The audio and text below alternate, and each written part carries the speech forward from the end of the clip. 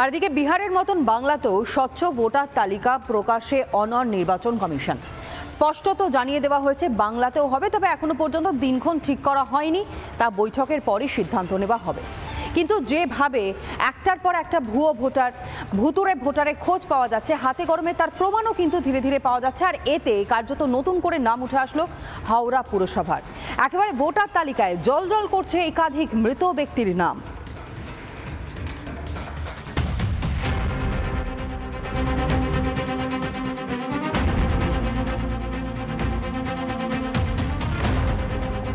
রাজ্যের ভোটার তালিকায় ভূতের ভিড়, মৃতদের নাম ভোটার তালিকায় উজ্জ্বল।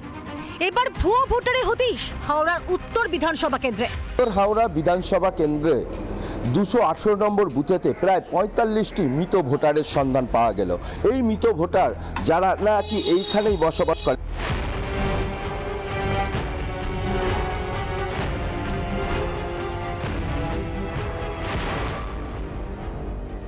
কেউ 20 বছর, কেউ 15 বছর, কেউ আবার 5 বছর আগে মারা গিয়েছে, কিন্তু তাদের নাম রয়েছে ভোটার তালিকায়।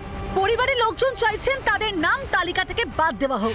ওঙ্কার তিওয়ারি, রামচন্দ্র তিওয়ারি, এখানে রয়েছে আত্মসাৎ গোস্বামী এবং মঞ্জু গোস্বামী সহ প্রায় 40টি ভোটার লিস্টে এই 40 জন থেকে 45 জন নাম একেবারে মৃত ভোটারের লিস্টে।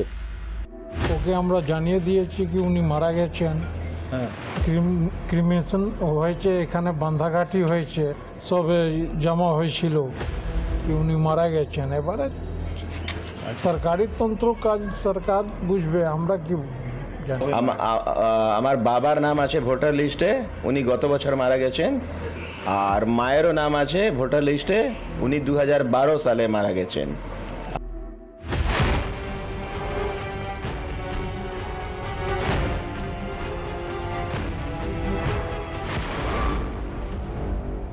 রোহিঙ্গা বাংলাদেশি ছেড়ে দিন, এটা জেনুইন ইস্যু। এরকম যদি 75টা করে নাম একটা বুথ থেকে যায়, তাহলে পশ্চিমবাংলায় 84,000 বুথ। আপনি কল্পনা করে নিন পশ্চিমবাংলার ভোটার লিস্টের অবস্থা কি আছে। এটা আমি আবার বলি, এটা সম্পূর্ণ কাজটা নির্বাচন কমিশনের। বাড়ির লোক জানিয়েছি কিনা জানি না, কিন্তু আমাদের যারা বিএলএ বসে, সেই বিএলএরা বারবার করে এই ভোটার লিস্টে যারা মৃত, আপনি 35 বলছেন, তখন হয়তো 35টা ভোটার মৃত ছিল না। আমি বলছি নিরপেক্ষ ভোটার লিস্ট তৈরি হোক, নির্বাচন কমিশনের কাছে আমরা প্রার্থনা করছি, জানাচ্ছি। এটা রাজ্য জুড়ে ভুয়ো ভোটারের রমরমা। কোথাও ভোটার তালিকায় মৃতদের নাম, কোথাও আবার তালিকায় অস্তিত্বহীন ভোটার। তারপরেও ভোটার তালিকা সংশোধনে নারাজ তৃণমূল। এই ভুয়ো ভোটাররাই কি তাহলে তাদের ভরসা? আর তাই কি স্বচ্ছ ভোটার তালিকায় এত অনীহা? রিপাবলিক বাংলা। নানা ধরনের কন্টেন্ট দেখার জন্য লাইক করুন, শেয়ার করুন আমাদের ফেসবুক পেজ, সাবস্ক্রাইব করুন আমাদের ইউটিউব চ্যানেল।